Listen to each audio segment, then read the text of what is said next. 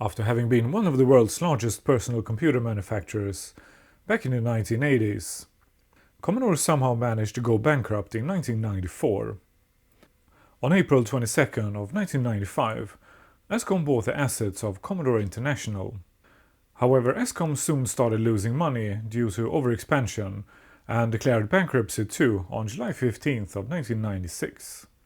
The Amiga-looking Commodore to the left here is actually 486 SX25, manufactured 1 year before the liquidation.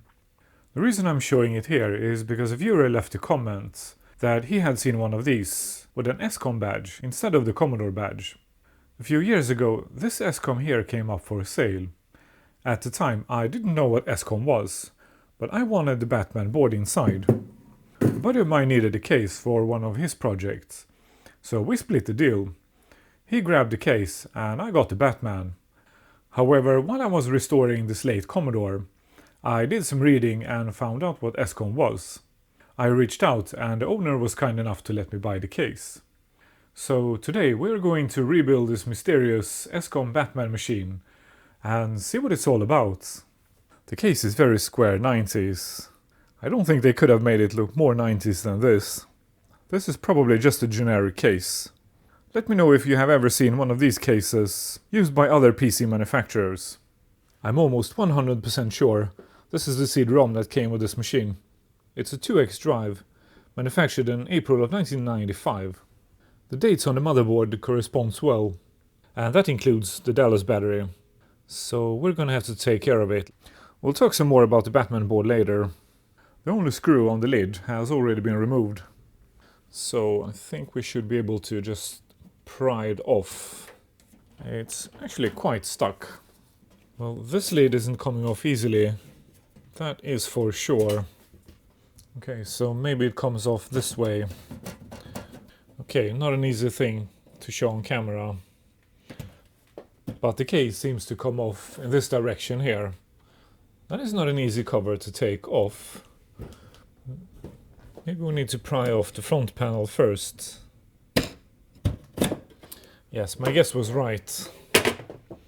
The front cover is held in place with these 4 tabs. By the looks of it, the front cover was holding the lid pushed down with these 2 tabs here. So now it's free to come off. That was a bit unusual. Overall, this machine is very clean inside. As far as I can remember, I never cleaned that motherboard. It actually came that clean. Unfortunately, the hard drive is missing, so I'll see if I can find a matching drive. And here are all the screws. Power supply is made by AMTECH, and it's rated for 200 watts. The case has a removable backplate for an easy installation of the motherboard. That's a nice feature. On the inside of the front cover it actually says Enlight, so maybe that's the manufacturer of the case. I did a quick Google and sure enough, a manufacturer called Enlight made this case. This may be unnecessary, but let's take a peek inside the power supply, just in case. Aside from some minor dust, this computer is in incredibly nice condition. It probably hasn't seen much use, and then it has been stored really well. The diskette drive didn't look like it was installed properly, so let's remove it and make sure it's correctly installed. It seems to be held in place with this nifty tab here. It is, so the entire bracket comes off like this. And sure enough, I think there's a missing screw here. And I think one of the tabs is broken off on the front panel here. So let's fix it. I guess we should remove it from the bracket first. This sure looks like it's going to be an extremely easy restoration. Okay, let's see what's up with this cover here. Yeah, that came off way too easy. But these tabs are not broken off. So that's a bit odd. So I think this is just a very cheap and very clean drive. I had a look inside and there is a very small amount of dust.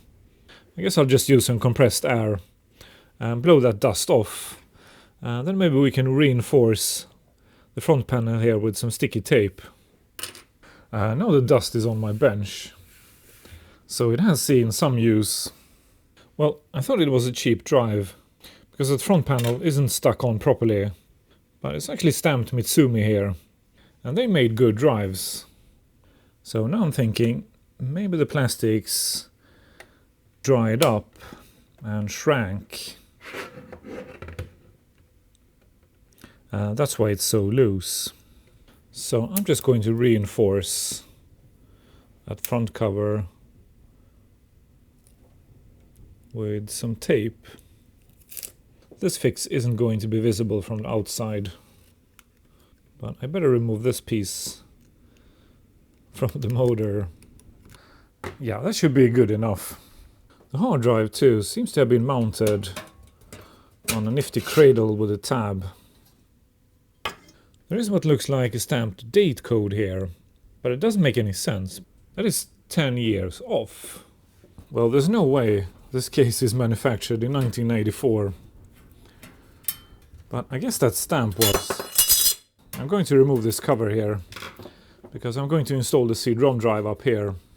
I think it looks better. The date code on the power supply is from week 12, 1995. So everything matches, except for that stamp. Oh, that's not bad. There's a tiny amount of dust inside here. But look at that fan. That is very clean for a fan from 1995. Oh, what's this? Do you guys see what I see? We've got stupid refus in here. I did not expect to find those guys in here. So apparently AMTECH used refa caps as late as 1995. But we're obviously going to have to pop those guys out. And the usual disclaimer, of course. Please don't poke around inside power supplies. They may contain high voltages, even with the cord unplugged. Oh crap. The wires for mains are soldered to the board. Okay, we're in luck here. I managed to get that board out without desoldering these wires. So if we flip the board, we can get access to the solder pads for those nasty refers. If this is all new to you, these refers, they go bang, and they smell really badly when they do. Now let's see what these guys are. Okay, so these nasty refers are 4.7 nano Y caps, and sure enough, this one is cracked. So if we had turned the power on, this cap would have gone bang, and we would have had nasty reefer smell in the studio for days to come. Okay, I checked, and we're in luck. I've got plenty of those. We might as well install the new caps before I wash the board. Luckily, this is an easy fix. So, the Intel Batman board, or Batman's Revenge. Not sure which one this is actually, so if you know, please share. The two names seems to be used interchangeably online.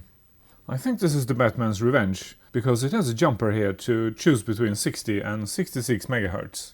The Batman is an Intel 430LX board for the first generation Pentium in the very short-lived Socket 4. They are not extremely rare, but they are definitely not common either. The board can take up to 128 MB of FP RAM. It has 4 ISA slots and 3 PCI slots. It has 256K of cache soldered directly to the board here. It has 2 ID channels, and from what I read online, ID channel 1 is a bit buggy. It has an AT style connector, but if you look closely, it actually has pads for 2 PS2 connectors. And then we have the Dallas battery here that we need to replace. A lot of people don't seem to like these Dallas batteries, but I do, because they don't leak and destroy the motherboard. And they're not that hard to replace. Unfortunately, sometimes they come soldered directly to the board, like in this case here, but they're not that hard to remove. If this board had a Varda, this video would have quite likely been a massive repair of the motherboard. So I don't mind these at all. There are 4 different options when replacing one of these batteries. A combination of cheap and easy is to find a used battery on eBay. If it's not too old, it will last for many more years. The cheapest way is to hack the chip.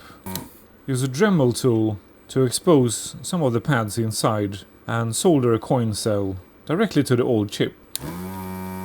The third way is to buy a brand new chip. This was actually pointed out to me by a viewer quite recently, so I checked with Mouser, and sure enough they had brand new batteries. But they were on the expensive side, so we're gonna go with the fourth option today. First I'm gently going to push on all the pins and make sure they are all moving freely. And they are. And without using any force whatsoever, I'm just going to feel if the chip is loose. And it's not, so it's still stuck in some old solder. So then I would normally use hot air to free up those pins from this side of the board. But the legs are hiding away underneath the chip, so that's not going to work here. So instead I'm going to heat the pads from this side of the board. If you don't have a rework station, then I would reflow all the pins and desolder them again. That often solves the problem. Okay, I skipped ahead here, but I think it's coming off now. Yep, dropped right out.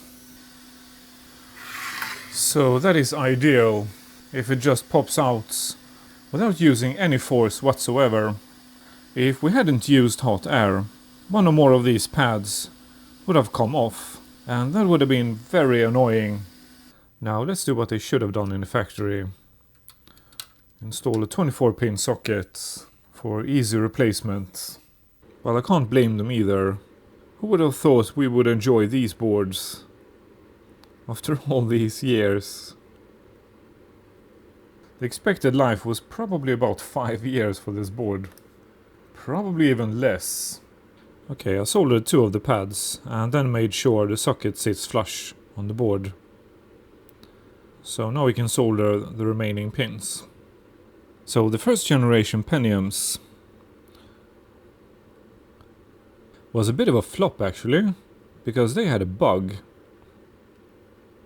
So if you do some obscure calculations, you will actually get the wrong result. They were also intended to run at 66 MHz, but they had so many rejects, they started to sell some of them specified for 60 MHz. And that's what we have on this board. A Pentium P5 rated for 60 MHz. Okay, that was the last pin, so now we can clean this flux off with some IPA on a Q-tip. To replace the Dallas battery, we're going to use a BQ3285 chip, and we're going to solder it to these tiny PCBs, designed by YouTuber Necroware. The benefit to using these boards instead of Dallas batteries is that when the battery goes flat, it's very easy to replace. So instead of replacing the entire chip, we can just replace a cheap coin cell. This is a very simple project. So first we need some flux. And then the chip. Minding the notch, of course. Oh, now I remember. This is the batch of chips that came with bent legs. So I'm going to push very firmly on the chip when I solder the first few legs. And the same thing on this side. Now I can drag solder all of the pins on both sides. Since this chip had bent legs, I'm going to double check all the pins and make sure they really are making good contact. So I got this batch of chips brand new, and yet 2 of them had bent legs. Okay, board cleaned up, I checked all the legs and they look fine. So now we can add this tiny little crystal. To make it fit, we need to bend the legs and make the legs a bit shorter. Some more flux. This is where the crystal is gonna go. Now we just need to solder both legs like so, with both legs holding the crystal down. We can now solder this side of the crystal. Next I'm going to solder the battery holder, because there's barely room enough for the battery holder and the pin headers. So if we install the pin headers first, there won't be room enough for the battery holder. That also means it needs to be properly aligned. Otherwise we're gonna get in trouble later. I just received a large batch of pin headers, so now I can finish quite a few projects that are in queue, because I ran out of pin headers a couple of months ago and my order got stuck in the mail. So I ended up ordering twice, and now I have a huge pile of these. So these need to be cut to size, like so. I use an old socket when I solder the pin headers. This way they will be soldered nice and straight. There is a description online, so I will show it here on the screen somewhere. Now we can place the PCB on top of the pin headers. As you can see, there is just about room for these pin headers. So the only thing left to do now is to solder all the pins. A very simple project, and when that battery eventually runs out, it's very cheap and easy to replace. And we better clean that flux off and keep things nice and tidy, nice, clean, and ready to be installed. And a fresh lithium. I suppose you could go with a green PCB if you prefer it less noticeable. Next I ran into a problem. I didn't consider that the socket 4 is slightly larger than socket 7. For some weird reason, this board came without a heatsink. Socket 7 heatsinks, they won't fit, because they are slightly too short. The only other socket 4 machine I have is the IBM 350 that we restored a few weeks ago. So I borrowed the bracket from that machine, but that Pentium came on an interposer, so this bracket is actually slightly too long. So my solution to this problem is to borrow that heatsink and place something underneath to raise that bracket. I checked on eBay, of course, but heatsinks for socket 4 are actually quite difficult to find. So I think I'm gonna have to glue a heatsink to this CPU. But this is good enough for our test today. We are extremely lucky here. I found a period correct Maxtor drive, manufactured in 1995. And it's a 540 meg drive, just like the original drive in this machine. This is an IBM part, but that's close enough for me. Our luck continues. How about the Cirrus Logic, manufactured in 1995? By the way, it says GD54M30. Not sure what the M stands for. Let me Google. Unfortunately, I couldn't find anything, so I don't know what that M stands for. But if you do, please share down below. We better add some heat pastes before we test this board. We'll add a fan later, but this is good enough for a test. Okay, fingers crossed. Let's see if this board works. The fan spins up in the power supply, and we have high voltage, and it displays graphics. Awesome. We've got an Army BIOS and 18 megs of RAM, and it says memory size decreased. Okay, keyboard connected. Okay, let's set the date and see if it will keep it. Apparently we have more RAM than 18. According to the BIOS, we've got 24 megs. I pulled the cord and then plugged it back in. So the battery is working. Great. Okay, diskette drive and hard drive connected. Let's see if it boots. It boots from the diskette. Okay, great. Let's see if it boots from the hard drive. I don't remember what's on that drive actually. Let's hope it has DOS. Invalid system disk. Okay, I'll try with another drive just for this test. And we can install something on that drive later.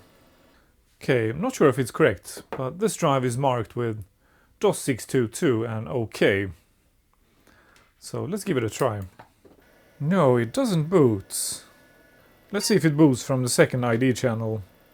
No, it doesn't. It recognizes the hard drive.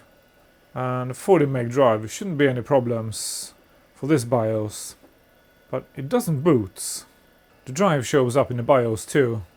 So hard disk C, Commodore peripherals. Huh. Okay, I tried with another hard drive and another cable. And now the machine boots. So the ID seems to be working. Well, I should have checked this earlier. The Maxtor drive has a non-DOS partition. So we're definitely all good. I guess we better remove it right away. Delete non-DOS partition. And the hard drive is now clean. So I'll create a new primary DOS partition. Well, 500 megs is a bit on the low side for Windows 95. But this machine was obviously made in 1995. So it will have to do. Okay, next issue at hand is that we need a mouse. So we need a COM port. Unfortunately, I read somewhere that the pinout is non-standard for the COM port on this board. I don't have the pinout, unfortunately. Until I have that pinout, I'm going to add a second controller. I have disabled the ID and the floppy controller. So we are only adding the COM port and a parallel port. And you guessed it, this board is made in 1995 too. The next issue is the RAM. It's reporting 24 megs in BIOS, but when the machine posts, it's reporting 18 megs. I'm going to leave them for now and install these two 32 meg sims. These are tested good. Let's boot and check. And it's reporting 65 megs in post now. This is weird. So the machine boots when I have a diskette in the diskette drive. But without the diskettes, I'm getting this error, floppy disk controller failure. I don't think it's a conflict, since we have disabled the floppy controller on the ISA card. Very odd. I'll remove the card for now and jump into BIOS. In here we have the 64 megs too, so we're all good. The next thing to try is the CD-ROM drive. I swapped to another hard drive because I think this hard drive has DOS and CD-ROM drivers installed already. To make this test quicker, sort of. It has the ESS CD-ROM drivers installed. So I'm not sure how this is going to work without an ESS card. No, that didn't work. This is a pretty messed up installation. The background just turned blue. Okay, I'll try with another hard drive. Okay, good news and bad news. The bad news is that my main rig just died, and I think it's the motherboard. So this video is going to be tough to upload on time, but I'll do my best. Now to the good news. I jumped into BIOS and disabled pretty much everything I could, but I couldn't make the mouse work with this controller. So then I tried with just a random standard cable, and the mouse now works. So it seems that the information I read online is probably incorrect. I then tried to install the CD-ROM drive on the second ID port. I tried all the settings I could, but it just wouldn't work. So then I connected it as a slave drive on the first ID channel. And now it works. So we're doing pretty good here. All the bits and pieces are tested, and we can reassemble this machine. I decided to reassemble the machine off camera, because the reassembly was just a reversal of the disassembly, of course, except for the hard drive. I also installed a period correct Sound Blaster 16. For this machine I went with a CT1740 and a not so period correct Noctua fan, because that Pentium got very toasty very quickly, but with the Noctua fan it's now very nice and cool. I forgot to mention there is a sticker underneath the machine with the serial number.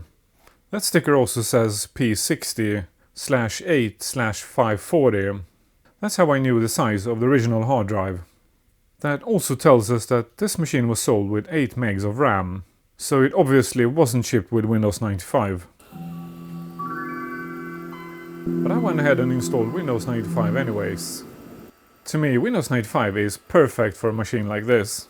With 64 megs of RAM, it runs very smoothly. So let's put that lid back on. The previous owner of the chassis we used in this video just stopped by with 2 loaners here, so I could show them off to you guys. These machines are absolutely huge. They barely fit on my bench here. These are obviously full-size towers. One of these machines is a 386. I forgot to ask what the other machine was, but I think they are both older than this machine, because they have a different logo with red text on white background, unlike the P60 that has red text on black background. Let's take them apart and explore them together. Okay, this must be the 386. All the cards are clearly labeled, except for this sound card here, so this must be an upgrade.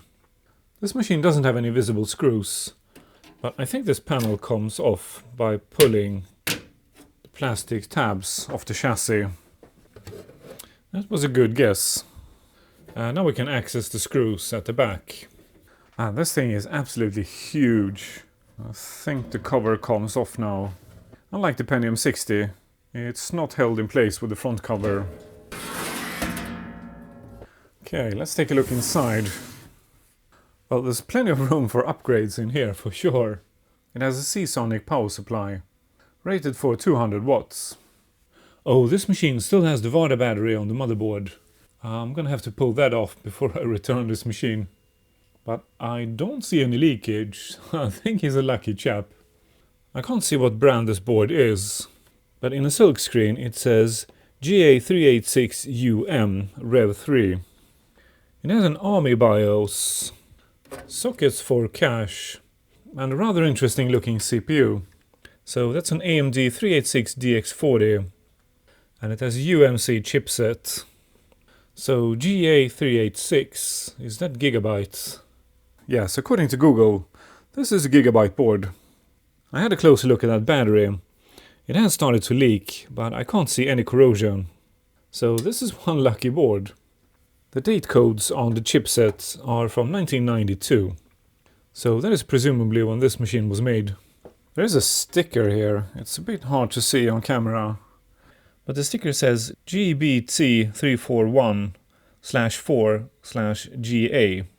Next up we have the mystery machine. It looks a bit newer with that green button and this plain front cover. The Intel sticker down here gives us a clue of what this might be. But let's not guess, let's have a look inside. This machine too has labeled cards. Someone has written scanner down here, but then removed the card. So maybe it had a SCSI card at one point. Someone has moved the LPT1 card up here and instead installed a sound card. And then it has this mystery card here. I don't know what it is, but it's definitely an upgrade. I think this cover comes off in the same way as on the other machine. Just by gently pulling the tabs off the chassis. Now we can access the screws. And now I can just lift the cover off. Yes, this is definitely a newer machine. There's a sticker on the CD-ROM drive that says manufactured March 1994. Down here we have a Maxtor drive. The audio cable from the CD-ROM drive is hanging loose here. Down here we have an AMTECH card. That's definitely an upgrade. Well, this card is very similar to the Batman board. This board has a socket 5, but these boards are very similar. I could hardly tell them apart. So here's a Dallas, 5 ISA slots and 3 PCI slots, 4 SIM sockets and an Intel chipset, just like the Batman board. I can't really see any difference at all, aside from that socket. This mystery card, by the way, seems to be a controller for the CD-ROM drive. Date codes seems to be from around 1994. Well, I'm not really buying into this. This whole story seems kind of too stupid to be true. So Escom clearly made really solid, good machines. And for some reason they paid stupid money for the Commodore brand, with money they clearly didn't have. And from what I can tell, they didn't really try to cash in on the Commodore brand either. What am I missing from this story? But one thing is for sure, this is the perfect broken sword 1 machine, as you may know, my all-time favorite game. The specs of this machine matches perfectly with the recommended specs for this game. And now's a good time to watch the video where we overclocked the IBM PC Junior, because next week I will repair, hack and overclock the IBM PC Junior. I would like to end this video by saying thank you to my patrons. Thank you for your support. If you want to support this channel too, consider becoming a patron. Patrons get early access whenever possible. You can also support me with a like and a comment. If you're a regular viewer, consider subscribing to this channel. Thank you for watching, I'll see you next week.